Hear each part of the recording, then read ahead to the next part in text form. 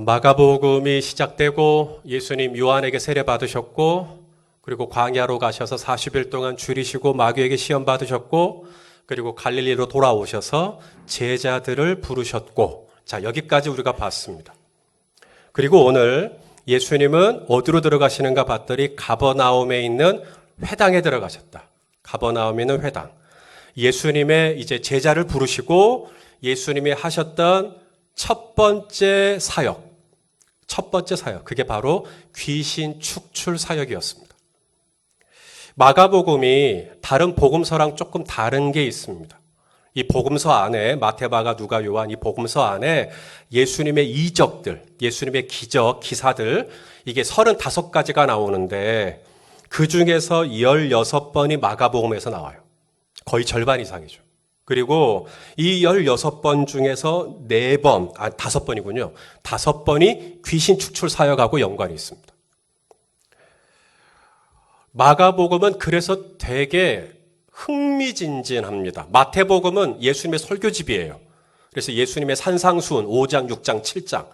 대개는 예수님의 가르침, 예수님의 교훈, 그래서 천국에 대한 비유 이런 거 다 마태복음에 나옵니다. 그래서 마태복음은 설교집이고요. 누가복음은 전기집 같은 역사책 같은 예수님이 태어나시고 예수님이 죽으시고 부활할 때까지의 역사적인 스토리를 시간적인 순서를 따라 쭉 쓴 게 누가복음입니다. 요한복음은 신학책입니다. 왜냐하면 해석을 해줘요. 이건 이런 뜻이다. 이건 이런 뜻이다. 그렇게 해석을 해줍니다. 자, 설교집이 있고요. 전기집이 있고 역사책이 있고요. 그리고 신학책이 있어요. 그런데 마가복음은 아주 스펙타클합니다. 예수님의 기적과 이사가 16번 나오고요. 조금 가다가 또 뭐 하나 터지고요. 조금 가다가 또 뭐 하나 터져요. 영화 장르로 따지자면 마가복음은 액션입니다. 액션 좋아하세요? 예. 액션. 조금 가다가 또 뭔 일이 나고, 조금 가다가 또 뭔 일이 나고. 그래서 마가복음은 지루할 틈이 없어요. 일이 계속 터집니다. 그런 면에서 저는 복음서 중에 이 마가복음이 참 읽기가 괜찮다라는 생각이 들기도 합니다. 아무쪼록 예수님은 당신의 이 땅에 계시는 동안 왜 그렇게 많은 이적들을 행하셨을까요? 물을 포도주로 바꾸시고 혹은 그 물 위를 걷기도 하시고 바람과 바다를 잔잔케 하시고 중풍병자를 고치시고 앞을 보지 못하는 자의 시각을 회복시키시고 죽었던 사람 살리시고 귀신을 그렇게 쫓아내시고 왜 그러셨을까요? 왜 예수님은 그런 놀라운 이적들을 행하셨을까요? 자, 이유가 있습니다. 마가복음이 어떻게 시작되는가를 절대 잊어버리지 마세요. 이것 때문에 마가복음이 쓰였고 마가복음에서 일어나는 많은 이적과 기사들은 이것 때문에 쓰여진 거예요. 자, 마가복음 1장 1절 다 같이요. 시작. 하나님의 아들 예수 그리스도의 복음의 시작이라. 그러니까 예수님께서 이 땅에 계시는 동안 그렇게 많은 기적과 이사들이 기록이 된 까닭은 예수님이 누구시라는 거예요. 하나님의 아들이시라는 것을 증거하기 위해. 예수님이 그냥 나사렛에서 살았던 목수의 아들이 아니라 예수님은 하나님의 아들이시라는 것을 증거하기 위해 그렇게 많은 기적과 이사를 다뤘다라는 것입니다. 누가복음에도 이런 말씀이 있어요. 누가복음 11장 20절 다 같이요. 시작. 그러나 내가 만일 하나님의 손을 힘입어 귀신을 쫓아낸다면 하나님의 나라가 이미 너희에게 임하였느니라. 예수님이 귀신을 쫓아내신 이유가 뭐라는 거예요? 하나님의 나라 때문이라는 거예요. 하나님의 나라가 임하게 하기 위해서. 하나님의 나라가 이미 임했다. 무슨 말이에요? 예수님이 이 땅에 오셨잖아요. 예수님이 이 땅에 오실 때 이미 하나님의 나라가 온 거예요. 우리 문재인 대통령님이 어디 가시면 우리 나라가 간 것처럼 똑같습니다. 예수님이 이 땅에 오셨다는 것은 하나님 나라가 온 거예요. 그것을 증명하기 위해서 하나님의 나라가 이미 너희에게 있다는 것을 증명하기 위해서 귀신을 쫓아내신 거죠. 병자를 고치신 거죠. 그런 많은 이적들을 행하셨던 것입니다. 여러분 귀신 들린 사람 혹시 보신 적이 있으신지 모르겠습니다. 귀신 들린 사람 정도에 따라 좀 다르지만 정상적인 삶을 살 수가 없어요. 복음서에서 보니까 이 귀신 들린 사람은 무덤에서 삽니다. 무덤에서. 또 발가벗고 다닙니다. 그리고 사람들이 이 귀신 들린 사람을 제어하려고 쇠사슬로 묶었는데 쇠사슬을 다 풀어버립니다. 아마 자해를 했다는 뜻으로 이해를 합니다. 그러니까 정상이 아니니까요. 사울 왕이 악실에 들리죠. 귀실에 들립니다. 그러고 나니까 어떻게 돼요? 다윗이 수금을 연주하는데 찬양을 하는데 찬양을 못 들어요. 악신은 찬양을 견디질 못해요. 그래서 악실에 들린 사울이 벽에 있던 단창을 들어서 내가 너를 벽에 박아버릴 거야 하고 창을 던져버립니다. 죽일라 그래요. 악실이 들리니까 그렇게 되는 것입니다. 이 피폐된 몸과 이 영혼을 누군가는 고쳐줘야죠. 누군가는 이 영혼을 악령으로부터 자유롭게 해주셔야죠. 그래서 예수님이 이 땅에 오셔서 오늘 이 가버나움 회당에 있는 이 악한 영을 제압하시는 것을 보여주시는 것이죠. 그래서 이 악한 영이 잠잠게 되고 이 악한 영이 축출됨으로 말미암아 뭘 보여주세요? 하나님의 나라. 우리가 주기도문 마지막이 뭐예요? 나라와 권능과 영광. 하나님의 나라, 하나님의 권세, 하나님의 영광이 임하는 그것을 보여주시기 위해서 귀신을 축출하셨다. 저는 우리 성도님들의 삶에 사역에 하나님의 나라가 강력하게 임하게 되기를 소망합니다. 저는 오늘 이 예배를 위해서 기도할 때도 저의 기도의 제목은 심플합니다. 하나님, 오늘 우리가 찬양할 때 하나님의 나라가 이 본당 가운데 충만하게 임하게 하여 주시옵소서. 이스라엘의 찬송 중에 거하시는 주여, 우리가 찬양할 때 하나님의 나라가 임하게 하여 주시옵소서. 제가 어제 한 권사님을 통해서 얘기 들었어요. 이 권사님이 주일날 이렇게 교회 올 때 집에서 어떤 마음이 헝클어질 만한 일이 있었어요. 제가 그 권사님 형편을 알죠. 정말 그럴 수 있어요. 마음이 그냥 짜증이 나고 화딱지가 나고 그냥 마음이 그냥 너무 헝클어졌어요. 어두워졌어요. 꼬라지가 났다 이 말입니다. 그렇게 분한 마음으로 교회를 온 거예요. 교회를 딱 왔는데 이제 우리가 같이 찬양하잖아요. 성도님들이. 저렇게 성도님들이 찬양할 때 찬양을 본인은 못 따라요. 연세가 드셔가지고 막 이렇게 나 기뻐하리 그러면 이게 박자가 안 맞아요. 뭔가 안 맞고 어렵지만 우리 성도들이 막 찬양할 때 놀랍게도 그 꼬라지가 났던 마음이, 그 분했던 마음이, 그 화딱지가 났던 마음이 풀어지는. 그러면서 점점 마음의 평화가 찾아오고 여유가 찾아오고 그런 일이 있다고 저한테 고백을 하시더라고요. 제가 그 앞에서 말씀을 못 드렸지만 여러분 찬양할 때 하나님의 나라가 임해요. 하나님의 나라가 임할 때 우리 성도님들의 그 뿔났던 마음, 우리 성도님들의 그 어지러웠던 마음, 성도님들의 그 우울했던 마음이 이렇게 풀어져요.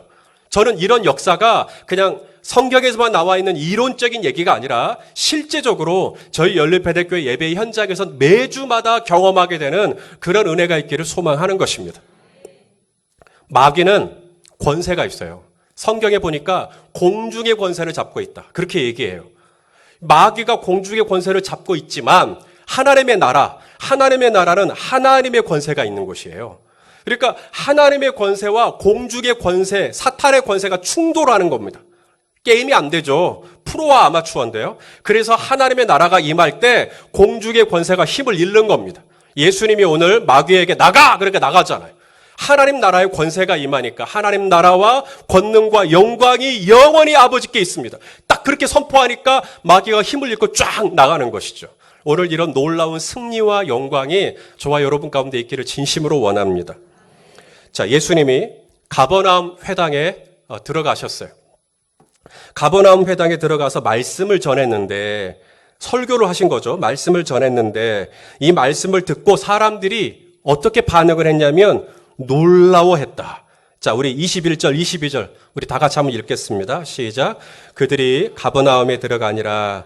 예수께서 곧 안식일에 회당에 들어가 가르치심에 뭇사람이 그의 교훈에 놀라니 이는 그가 가르치시는 것이 서기관들과 자, 여기 놀랬다. 사람들이 놀랬대요. 에크플레시아라는 단어인데 이게 뭔 말인가 봤더니 영어 성경으로 shocking.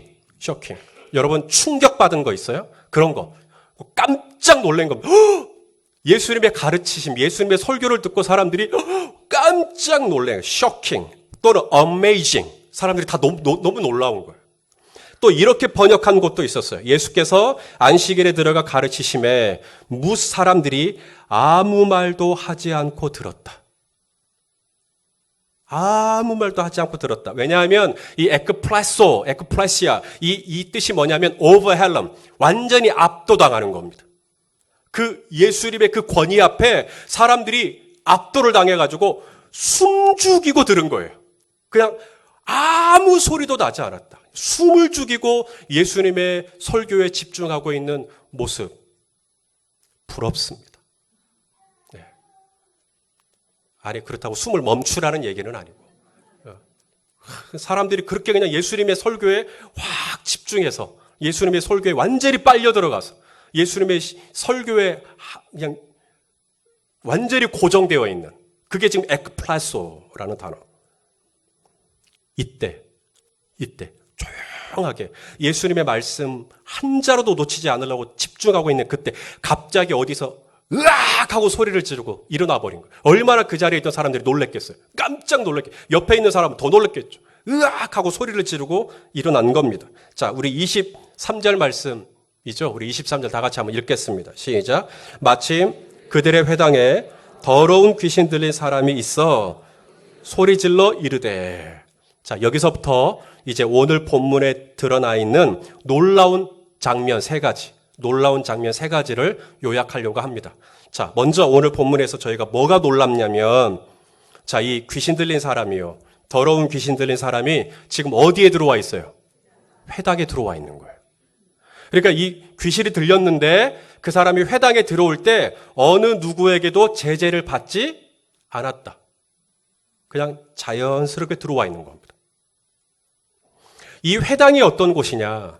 지난 시간에 말씀을 드렸는데 유대인들은 본래 성전에서 예배를 드렸죠. 예루살렘 성전에서. 그런데 이제 나라가 망했어요. 유다도 망하고 이스라엘도 망하고 이제 성전은 무너졌고 그래서 포로로 잡혀가서 바벨론의 포로로 잡혀가서 유대인들이 성전을 대체하고 성전에서 했던 하나님을 예배하는 기능을 하기 위해서 회당을 만든 겁니다. 조그만하게 마을 곳곳에. 그래서 유대인 남자 10명이 이상이 모이면 회당이 되도록 그래서 회당을 만들어 놓고 이제 회당에서 하는 일이 뭔가? 첫째, 회당에서 다 모이면 시편, 찬양해요. 시편 가지고 찬양합니다. 노래를 불러요. 그 시편 가지고 노래를 부르는 거 성지순례 가시면 들을 수 있어요. 그다음 두 번째가 쉐마, 신명기를 암송합니다. 읽는 게 아니라 신명기를 외워요. 그 쉐마라고 하는 장이 있어요. 그걸 다 외웁니다. 우리가 사도신경 외우듯이 다 같이 낭송합니다. 세 번째가 기도합니다. 기도도 해요. 그리고 네 번째가 설교가 나옵니다. 회당장이 설교합니다. 회당장이 설교를 하든지 혹은 회당장이 지목한 누군가가 하는 거예요. 그래서 오늘 이 가버나움 회당에서 예수님이 설교하신 거예요. 왜냐하면 회당장이 예수님께 설교를 부탁한 것 같아요. 그래서 예수님이 이제 설교를 하시는 겁니다. 그리고 그 설교를 듣고 사람들이 다 깜짝 놀랐던 거죠. 설교를 마치고 나면 축도를 합니다. 회당에서. 축복을 해요. 회당장이. 지금 찬양하고 기도하고 말씀 듣고 쉐마 암송하고 지금 뭐 같아요 이게? 교회 같죠. 회당이 교회입니다. 그런데 이 거룩한 하나님의 말씀이 선포되고 하나님께 기도하고 찬양하는 이 거룩한 곳에 더러운 귀신 들린 사람이 아무런 제재 없이 그냥 들어와 있는 거예요. 이 귀신이 언제 정체가 드러났는가? 예수님이 말씀을 전할 때. 예수님이 말씀을 딱 전하니까 이제 더러운 귀신이 드러난 거예요. 이게 견디질 못하고. 지금 보시는 것은 이제 성지 순례 가시면 보시는데 가버나움 회당의 터입니다. 자, 왜 예수님이 말씀을 전할 때 귀신이 드러났는가? 이유가 있겠죠. 요한복음 1장 1절에 보면 말씀이 곧 누구라 그래요? 하나님. 하나님이 로고스예요. 그래서 예수님이 말씀 로고스를 전할 때 하나님의 거룩한 빛이 드러나니까 이 악한 영이 이걸 견디질 못하. 하나님 나라의 권세가 임하니까 이 악한 영이 견디질 못하는 거예요. 우리가 영광이라고 말할 때 이 영광의 원어의 뜻이 뭐냐면 무게란 뜻이 있어요. 무게. 우리가 그 운동을 할 때 역기 같은 거 들 때 너무 무거우면 눌리잖아요. 이 하나님의 이 영광, 이 카도시, 이 하나님의 영광이 꽉 누르니까 이 악한 영이 견디질 못하고 그 안에 꼭꼭 그냥 너무나 점잖하게 회당을 출입했던 이 영혼이 이 아래에 있던 악령이 드러나 버린 거예요. 견디질 못하고 으악! 하고 소리 지르고 일어나 버렸다. 저는 이 말씀이 뭔 말인지 저는 직접 경험한 바가 있습니다. 제가 남아공에 있을 때, 저는 예수전도단 그 우스터라고 하는 베이스에서 있었는데요. 이 예수전도단 안에서 매주 목요일이면 뭐 스태프들, 학생들, 또 그 리더들 매주 목요일마다 저녁에 예배를 드려요. 그때 이 목요일 날 예배를 드릴 때 이 저녁이니까 그 마을 우스터 시내에 있는 마을 어느 누구라도 와서 같이 예배할 수 있어요. 정말 이 예배 현장에 우리 성도를 다 모시고 가고 싶어요. 얼마나 충만한지 몰라요. 이 아프리카 특유의 그루브가 나옵니다. 찬양을 하면 이 흑인 아저씨들이 견디질 못하고 막 춤을 추는데 놀라운 건 이 춤이 다 똑같아요. 다 같이 그렇게 춤을 춥니다. 저도 이것을 한 1년 지켜보니까 나중에는 제법 따라할 수 있을 만큼 얼마나 재밌는지 몰라요. 그걸 1시간 내내 그렇게 춤추면서 찬양을 합니다. 땀이 뻘뻘 흘리죠. 그렇게 한참 찬양을 해요. 이게 그 키보드가 되게 낡아가지고 이게 막 몇 개는 없어요. 그래도 또 드럼은 북이 다 찢어져가지고 청테이프로 붙이고, 막 그런 거, 그 스피커는 막 지지직 소리 나고, 천정은 비가 새고, 바닥 카페트는 다 찢어져가지고 낡아요. 이제 창고 같은 곳인데, 거기서 그렇게 예배를 하는데, 얼마나 충만하게 예배하는지. 그리워요. 거기 가서 예배를 이렇게 드리는데 1시간 정도 충만하게 찬양을 하고 이제 한참 고조에 올라왔을 때 이제 조용해지는 순간이 있어요. 예배 인도자도 멘트 안 해요, 그때는. 그리고 모든 연주자들도 이제 다 멈춰요. 뮤지션들도 멈춰요. 조용한 그 순간. 이때 하나님의 임재가 없으면 그 순간이 되게 어색합니다. 조용하니까요. 그런데 하나님의 임재가 있으면 그 순간이 충만해지면서 어색하지가 않아요. 가만히 있는 거예요. 그때 누군가는 이렇게 하나님을 안는다라는 표현으로 이렇게 안아요, 자기를. 또 누군가는 눈물을 흘리기도 하고, 누군가는 그 하나님의 임재 앞에 바닥에 그냥 아예 엎드리는 분도 있고요.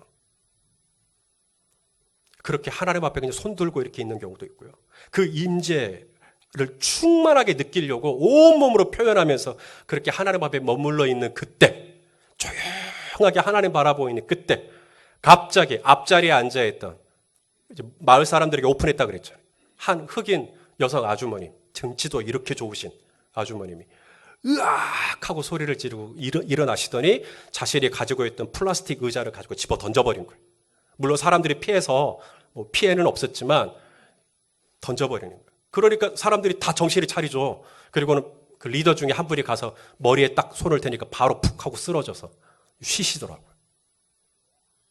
여러분, 이런 예배, 그 하나님의 그 임재와 영광이 얼마나 무겁든지, 하나님의 임재가 얼마나 충만하든지 이 안에 있는 이 악령이 견디질 못하고 나와버리는, 그 무게에 눌려서 질식할 것 같으니까 악령이 소리를 지르고 나와버리는, 그래서 이 악령이 숨을 내야 숨을 곳이 없는 예배, 악령이 어떻게 좀 숨겨보려고 해도, 좀 감춰보려고 해도 감춰질 수 없는 이 거룩한 예배, 하나님의 강력한 임재가 있는 예배, 우리 열릴배대교회가 그런 예배의 현장이 되기를 소망합니다. 원하십니까? 정말 원하세요? 그래서 막 소리 지르고 막 의자 집어 던지고 막 그래도 돼요? 원하신다며요. 그래서 막 그 하나님의 영광이 임해가지고 막 갑자기 이 집사님이 갑자기 막 일어서고 막 박 집사님이 막 갑자기 의자 던지고 그래도 정말 괜찮겠어요? 그것도 아니에요?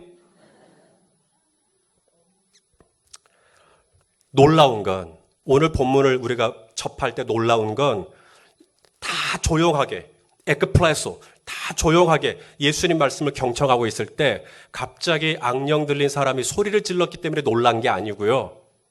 우리가 진짜로 오늘 본문을 보면서 쇼킹을 받아야 되는 건 그 사람이 아무런 제재 없이 교회 안에 지금 들어와서 지금 이 예배의 자리에 지금 이렇게 얌전하게 지금 예배를, 지금 제 시선을 갑자기 피하시는 분들, 지금 여기 와 있는 거예요, 지금. 아무런 제재 없이. 이게 놀라운 거죠. 두 번째, 오늘 본문에서 놀라운 게 뭐냐면 이 귀신이 예수님을 알아보고 예수님께 신앙 고백을 합니다. 예수님이 어떤 분인지. 이게 놀라워요. 우리가 알기론 귀신은 신앙 고백할 수 없어요. 신앙 고백은 누가 하느냐? 오직 성령으로 거듭난 하나님의 자녀만 신앙 고백을 할 수가 있어요. 이게 우리가 알고 있는 거예요. 고린도전서 12장 3절 우리 한번 읽어볼까요? 시작. 성령으로 아니하고는 누구든지 예수를 주시라 할 수 없다. 그런데 오늘 이 귀신 들린 자가 예수님께 뭐라 그러는가? 자, 24절 우리 한번 읽어봅시다. 시작. 나사렛 예수여, 우리가 당신과 무슨 상관이 있나이까? 우리를 멸하러 왔나이까? 나는 당신이 누구인 줄 아노니 하나님의 거룩한 자니이다. 귀신이 예수님을 알아보고 예수님께 뭐라 그래요? 당신은 하나님의 거룩한 자입니다. 하나님의 거룩한 자. 베드로가 뭐라고 신앙 고백했어요? 주는 그리스도시요 살아계신 하나님의 아들이십니다. 이 베드로의 고백만 우리는 신앙 고백하면 생각나는데요. 베드로의 신앙 고백이 있기 훨씬 전에 예수님의 사역 초기에 가버나움 회당에서 이미 더러운 귀신 들린 자가 신앙 고백을 했어요. 난 당신이 누군지 안다. 당신은 하나님의 거룩한 자니이다. 야고보 사도도 이렇게 얘기했습니다. 야고보 2장 19절. 자, 읽어보겠습니다. 시작. 내가 하나님은 한 분이신 줄을 믿느냐? 잘 아는도다. 귀신들도 믿고 떠느니라. 귀신들도 뭐예요? 믿어요. 예수님 믿어요. 귀신들도 믿고 떠는다. 믿고 떤다. 이 프리소. 이게 벌벌벌 떠는 거예요. 무서워서 귀신들이 예수님의 그 권세 앞에 벌벌벌 떤다. 그러니까 이 벌벌벌 떠니까 어때요? 예수님이 말씀을 전하니까 이 빛이 임하니까 이 말씀이 선포되고 로고스가 나타나니까 이 벌벌벌 떨다가 들어나버린 거예요. 견디지 못하고 나와버린 거예요. 하나님의 이 무게에 못 이겨서 나와버리는 거죠. 마지막 오늘 본문을 보면서 놀라운 거, 예수님이 이 귀신을 어떻게 축출했는가 하는 부분이에요. 이게 또 놀라워요. 예수님이 이 귀신을 어떻게 쫓아냈는가 하는 거죠. 오늘 본문 25절, 26절 읽어보겠습니다. 시작.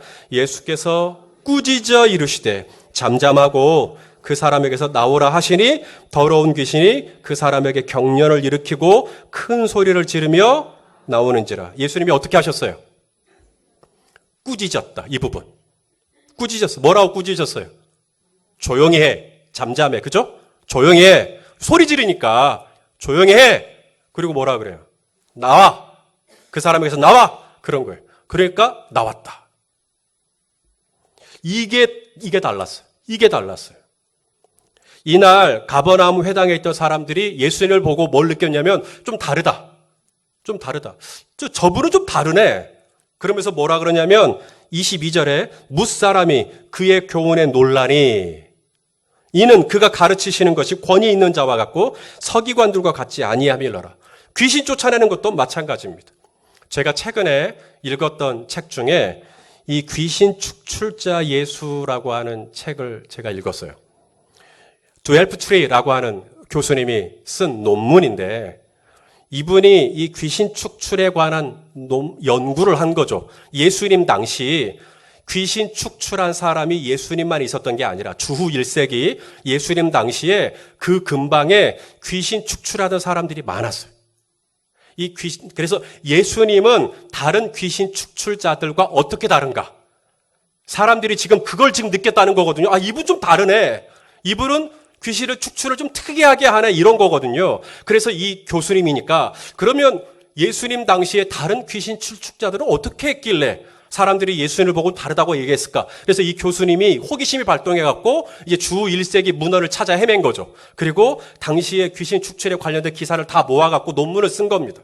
그래서 너무 흥미로워서 제가 그 책을 읽었죠. 자, 여기 보니까 우리나라 무당을 생각해 보면 될 것 같아요. 당시에 이 귀신 축출자들이 귀신을 쫓을 때 어떻게 했는가? 주문을 외웠다. 어떤 자료에는 주문을 외웠다. 그리고 의식을 행했다. 그리고 어떤 도구를 활용했다. 방울이라든지 칼이라든지 도구를 활용했다. 또 그릇을 깨뜨렸다.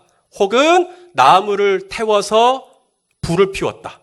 향을 냈다. 뭐 이런 자료들이 있는 거예요. 그렇게 하면 귀신이 나갔더라. 이런 자료들을 모은 거예요. 그러니까 당시에 예수님 당시에 그 근방에 있었던 귀신 축출자들은 귀신을 쫓아내기 위해서 어떻게 한 거예요? 도구를 활용하거나 주문을 외우거나 의식을 행하거나 무슨 말이죠? 귀신을 쫓아내는 이게 굉장히 번거로운 여러 순서가 들어가야 되는 의식이 들어가야 되는 시간도 많이 걸리는 그리고 돈도 드는 왜냐하면 돈을 요구하니까 그런 게 귀신 축출이었어요. 그런데 예수님이 오셔서 회당에 들어온 더러운 귀신 들린 자를 귀신을 쫓아내는데 어떤 의식을 행하거나 어떤 도구를 빌리거나 무슨 뭘 냄새를 나게 하거나 그릇을 깨뜨리거나 하지 않고 예수님이 어떻게 하셨다는 거예요? 꾸짖어서 너 나가! 그렇게 나가버렸다는 거예요. 그러니까 당시에 일반적인 귀신 축출자들의 모습만 익숙하게 보았던 이 회당을 출입한 사람들이 다 깜짝 놀란 거예요. 이렇게도 귀신을 쫓아낼 수 있는 거구나. 왜냐하면 소리를 지르고 몸을 비틀고 하니까 귀신 들린 거 알겠잖아요. 전부 귀신 들렸네. 알겠는데 이 귀신을 쫓아내는 작업이 너무 간단한 거예요. 꾸짖어. 잠잠하고 나가. 그렇게 나가버린 거예요. 그래서 사람들이 오늘 본문 끝나는 27절에 자 뭐라고 말하는가 읽어보시죠. 시작. 다 놀라 서로 물어 이르되 이는 어찌미냐 권위 있는 새 교훈이로다 더러운 귀신들에게 명한즉 순종하는도다 하더라. 성도 여러분 이게 오늘 본문 이 가버나움 회당의 사건의 목적입니다. 예수님이 이 가버나움 회당에 들어가신 목적 가버나움 회당에 들어가서 이 귀신을 축출한 사건의 목적. 예수님이 그냥 시간이 남아 도니까 귀신을 축출한 게 아니고요. 예수님이 그냥 나 이런 것도 할 줄 안다. 폼 잡으려고 귀신 축출한 게 아니고요. 예수님이 귀신 축출한 목적이 있어요. 목적. 뭐죠? 예수님의 권위. 하나님의 아들이라고 하는 이 신성한 권위. 하나님의 아들이라고 하는 그리스도라고 하는 주라고 하는 이 권위를 드러내시기 위해 이 사건을 허락하신 거죠. 그래서 마귀가 딱 등장했을 때 깜짝 놀라겠지만 예수님은 이 사건을 오히려 역전으로 이용해서 당신이 하나님의 아들이시라는 이 권위가 드러나도록 하신 겁니다. 당시에 회당 안에서 가장 권위 있는 자들, 회당 안에서 가장 권위 있는 자들은 단연 서기관들이었어요. 왜냐하면 서기관들은 본래는 바벨론 포로기 때 모세의 율법을 필사하던 사람들이었어요. 그래서 모세의 이 율법을 이렇게 적어가지고 사람들에게 나누어주는 이 서기관들이. 그런데 이들이 점점 이 모세의 율법을 하다 보니까 그걸 공부도 하게 되고 또 그걸 또 연구도 하게 되고 그러면서 나중에 이 서기관들에게 사람들이 자꾸 권위를 주는 거죠. 말씀을 해석하고 말씀을 가르칠 수 있는 권위. 그래서 서기관들이 이제는 회당 안에서 사람들에게 영적인 권위를 가지고 말씀을 가르치는 일을 했었는데요. 오늘 예수님이 이 회당에 들어와서 말씀을 전하고 귀신을 추출하는 사건을 통해 사람들이 뭐라 그러냐면 서기관들과 다르다. 다른 말로 우리 손 목사랑은 좀 다르네. 이런 겁니다. 서기관하고는 좀 다르네. 우리 목사님하고는 다르네. 당연히 다르겠죠. 어떻게 저하고 되겠습니까? 정말 그 사람들이 지금 그걸 느끼는 거예요. 뭔가 다르다. 권위. 우리는 그렇게 생각할 수 있어요. 예수님이니까, 하나님의 아들이니까, 그 정도 권위를 가지고 있으니까 마귀에게 나가 그러니까 나가지. 내가 무슨 권위가 있다고. 내가 귀신을 쫓아내면 귀신이 나가기나 할까? 예수님 정도 되니까, 예수님 정도 권위가 되니까 됐지. 내가 만약에 나가 그러면 귀신이 웃어불지. 이런 거예요. 자, 오늘 본문에서 쓰인 이 권위라는 단어, 엑수시아. 이 권위라는 단어가 동일하게 쓰인 본문을 몇 군데 찾아보겠습니다.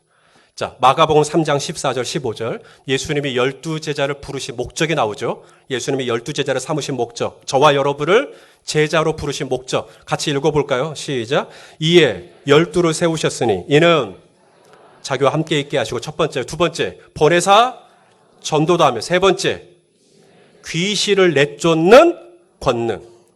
그것을 우리에게 주기 위함이다. 제자라면서요. 예수 믿는 사람 다 제자거든요. 하나님의 아들, 예수님의 제자. 그러면 이 제자를 우리를 제자로 부르신 이유가 뭐냐면 예수님과 같이 있게 하시고 전도하게 하시고 세 번째, 전도를 할 때 귀신을 내쫓는 엑수시아를 갖게 하기 위해서. 요한복음 1장 12절 말씀, 잘 아는 말씀입니다. 하나님의 자녀가 되는 것. 읽어볼까요? 시작. 영접하는 자, 곧 그 이름을 믿는 저와 여러분이죠. 믿는 자들에게는 하나님의 자녀가 되는 엑수스야. 그러니까 내가 예수님을 믿고 하나님의 자녀가 되면 내가 어떤 소정의 과정을 마쳐야만 권위가 생기는 게 아니라 내가 하나님의 자녀가 되는 그 순간 이미 저와 여러분에게 뭐가 주어졌다는 거예요? 엑수스야, 권위가요. 예수님이 이 땅에 오신 이유가 뭘까요? 하나님의 아들이신 그분이 그 높고 높은 보좌를 버리고 이 땅에 오신 이유, 마귀의 일을 멸하기 위함이라. 이게 무슨 말이냐면 예수님이 이 땅에 오셔서 마귀를 멸하진 않아요. 오늘도 마귀 보고 나가라 그랬지 마귀를 멸하진 않아요. 왜냐하면 마귀는 언젠가는 멸망을 받아요. 언제? 예수님 다시 오시는 그날. 요한계시록이 이루어질 때. 예수님이 다시 오시는 그날 마귀는 영원한 유황불에 들어가서 이제 멸망을 받습니다. 그러나 지금은 마귀가 활동하는 시대예요. 예수님 다시 오시기 전까지. 마귀는 할 수만 있으면 택하신 자들도 미혹하고 있어요. 마귀가 와서 마귀가 어떤 일들을 해요. 마귀가 하는 일들은 뻔합니다. 싸우게 만드는 거죠. 미워하게 하는 겁니다. 갈등을 일으킵니다. 가정 안에서 부부관계 깨지게 만들고 부모와 자녀 사이를 완전히 갈라버리고 교회 안에서 형제자매 사이에 이간질하고 당이 생기게 만들고 계속해서 분열하고 절대 모이지 못하게 하고 뿔뿔이 흩어지게 하고 서로 상처를 주고받게 만들고 이거 다 마귀가 하는 일들이에요. 근데 이 마귀의 일들을 어떻게 하시겠어요, 여러분? 마귀의 일들이 우리 여전도회 안에도 들어오고 마귀의 일들이 우리 남선교회 안에도 들어오고 마귀의 일들이 우리 안수 집사님들이 있을 때 들어오고 그럼 어떡하시겠어요? 뭔가 이렇게 회의에 딱 들어갔는데 뭔가 이 회의가 좀 냉랭하거나 회의가 뭔가 좀 분위기가 이상하면 오늘따라 좀 이상하네 하고 그냥 끝나실 거예요? 성도는 그러면 안 됩니다. 세상 사람들이야 회의하다가 무슨 안 좋은 일 있으면 오늘 그냥 그렇나 보네 넘어가겠지만 예수 믿는 사람들은 또 다른 차원이 있어요. 4차원. 또 다른 감각이 있어야 돼요. 영적인 감각. 이거 지금 마귀가 하고 있구나. 지금 마귀가 우리 이 모임을 지금 이상하게 하고 있구나. 이걸 딱 읽어내셔야 돼요. 그리고 어떻게 해야 돼요? 그 마귀를 효과적으로 딱 분별해야 돼요. 그래서 마귀한테 이제 대적을 할 때 정확하게 들어가도록 하는 것이죠. 여러분, 서기관들은 율법을 잘 아는 사람이고요. 말씀을 달달달 외우는 사람이고요. 말씀을 가르치는 사역자였어요. 그런데 이 서기관들은 귀신 들린 자가 들어올 때 분별해내지도 못했고요. 귀신 들린 자가 드러났을 때도 그를 쫓아내지도 못했어요. 왜 그랬을까요? 마귀는 그가 서기관이래, 저분이 서기관이래, 저분이 대제사장이래, 이분이 우리 목사님이세요. 마귀는 그런 거 하나도 안 쫄립니다. 그런 거 하나도 중요하지 않아요. 저분이 성경을 얼마나 안대, 성경을 달달달 외운대, 그러면 so what? 마귀들. 그래서 어쩌다는. 아무런 그거 가지고 두려움 느끼는 존재가 아닙니다. 마귀들이 두려워하는 것, 제가 가르쳐 드릴게요. 마귀들이 두려워하는 것 딱 하나 있어요. 권위가 드러나면, 권위가 있으면 그분 앞에서 마귀가 잠잠해집니다. 말을 못해요. 권위가 있기 때문에. 소리를 못 내버려요. 이 권위는 어디서 올까요? 우리 목사님들 중에는 이 강대상만 올라오면 소리가 달라져 버려요. 강대상만 올라오면. 그분이 기독교 라디오 방송 DJ입니다. 그러니까 라디오로 사람들에게 뭔가를 이렇게 프로그램을 진행할 정도의 목소리면 좋은 목소리는 아시겠죠? 진짜 좋은 목소리. 정말 학교에서 무슨 행사가 있으면 그분이 항상 사회 보고 정말 김성주 아나운서 저리 가라 할 정도로 정말 목소리 좋아요. 그분이 찬양 이런 거 인도해요. 그 라디오 DJ 박스 안에서. 그때는 목소리가 조곤조곤 낭낭하고 아주 경쾌하고 아주 또릿또릿하고 너무 좋아요. 근데 이분이 이제 목사님이니까 가운을 입고 강대상만 올라가면 갑자기 목소리가 변합니다. 그래서 제가 그분의 예배를 이렇게 인도하는 걸 제가 보다가 예배 다 끝날 때까지 기다렸다. 끝나고 나서 호용호지 하는 거예요. 형, 왜 그래? 뭐가? 그랬더니 지금 나한테 말하듯이 그렇게 해야지. 왜 올라가면 달라지는 거야? 그랬더니 그렇게 해야 성도들이 자기를 함부로 하지 않는다고.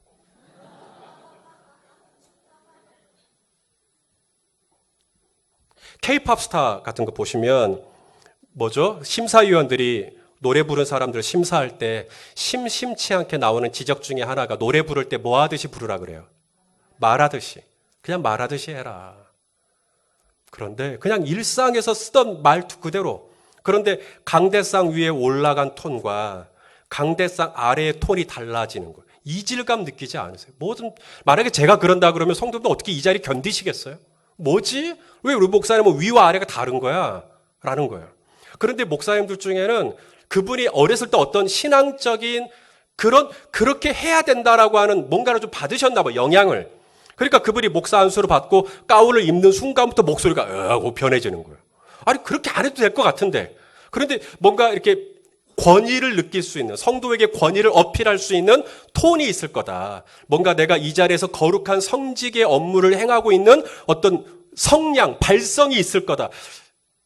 가운, 옷을 내가 입으면 사람들이 나를 좀 알아봐 주지 않을까. 물론 저는 가운을 안 입습니다만은, 물론 저도 성례를 행하거나 특별한 경우에는 가운을 입으려고 하는데, 저는 그다지 가운에 예착을 보이지는 않아요. 왜냐하면 거기에 권위가 있다고 생각하지 않으니까.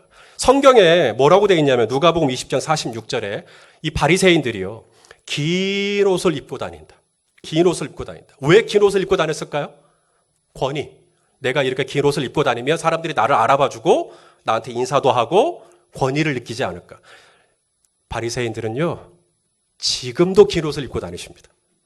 여러분이 성지순례 가시면 바리새인 찾는 것 일도 어렵지 않아요. 긴 옷 입고 다니지. 저분 바리새인인 거 바로 알아볼 수 있습니다. 지금도 긴 옷 입고 다녀요. 그게 거룩하다고 느끼는 거예요. 거기서 권위가 온다고 느끼는 거예요. 제가 지난 1월에 미국에 갔었죠. 집회가 있어서. 저희 형님이 예전에 했던 얘기인데 저희 형님이 미국에서 한 7년 살다가 왔거든요. 그래서 미국의 문화를 좀 알아요. 그리고 저보고 미국에 갈 일이 있으면 꼭 로만 칼라 하고 가라는 거예요. 이게 성직자들이 입는 옷 있잖아요. 저도 저거 있는데 그거 하고 가라는 거예요. 왜요? 그랬더니 그거 하고 공항에 딱 내리면 공항 직원들의 대우가 달라진다. 안 그러면 그냥 이민국에서도 되게 그냥 뭐랄까 함부로 하고 좀 약간 얕잡아 보는 게 있는데 저걸 딱 하고 가면 동양 사람이지만 굉장히 너를 존대할 거다. 그러니까 저거 꼭 하고 가거라. 제가 했을까요? 안 했을까요? 예, 귀찮아서 안 했어요. 우리가 이 로마 칼라 하신 목사님들을 보시면 성도님들이 제가 이거 조금 번외로 좀 이야기하자면 카톨릭, 천주교 사제들이 하는 옷 일반적으로 그렇게 다 알고 있습니다. 그래서 저 옷을 입으면 신부님이시구나. 그런데요, 여러분 이 로만 칼라의 역사, 로만 칼라의 근원을 거슬러 올라가 보면 스코틀랜드 장로교에서 시작한 겁니다. 그래서 우리 개신교 목사들이 그걸 알고 이제 개신교 목사님들 저 옷을 입는 거예요. 이것이 천주교 사제만의 것이 아니라 이것이 처음 시작이 장로교라는 걸 알고 그러니 우리 성도님들도 왜 나는 요즘 개신교 목사님 자꾸 천주교 사제 흉내내는 게 싫어. 그게 아니라 이게 원래 장로교 전통이었다라는 거. 자, 중요한 건 그건 아니고요. 로만 칼라를 입었든 긴 옷을 입었든 여러분 거기에서 엑수시아가 나오는 게 아니다. 마귀는 미국의 어느 공항의 직원들이야 로만 칼라를 입으면 조금 대우가 달라질지 모르지만 마귀는 저와 여러분이 긴 옷을 입었다고 해서 저와 여러분에게 그런 권위를 느끼지 않습니다. 권위는 어디서부터 오는가? 권위는 여러분이 이 교회를 출석한 횟수에도 나오지 않고요. 여러분이 성경을 몇 번 통독했는가에 나오지 않아요. 권위는 하나님 아버지와 나와의 관계에서 나오는 것입니다. 이게 권위예요. 제가 쉽게 이해하기 위해서 이 얘기를 좀 할게요. 좀 낯뜨거운 이야기입니다만. 제가 노예를 갔어요. 목사니까 노예를 가죠. 노예를 가서 이렇게 가끔씩 일을 볼 때가 있어요. 노예를 딱 갔더니 이 테이블에 장로님들, 목사님들이 이렇게 모여서 이렇게 이야기를 아마 회의를 좀 하고 있었던 것 같아요. 저는 그걸 모르고 딱 들어갔으니까 회의를 하고 있다가 낯선 사람이 들어오니까 당연히 저를 다 보죠. 그래서 제가 이제 인사를 드려서 안녕하세요. 저는 연립회대교회에서 목회하고 있는 손희선 목사입니다. 만나서 반가웠습니다. 그리고 문을 딱 닫고 나가려고 하는 찰나에 제가 그렇게 인사하니까 다들 그래 왔나 보다. 그 사람이 왔나 보다. 이런 시선이죠. 근데 그 무리 중에 그 같이 계신 분들 중에 한 분이 갑자기 저를 알아본 거예요. 손성현 목사 아들이네? 이런 거예요.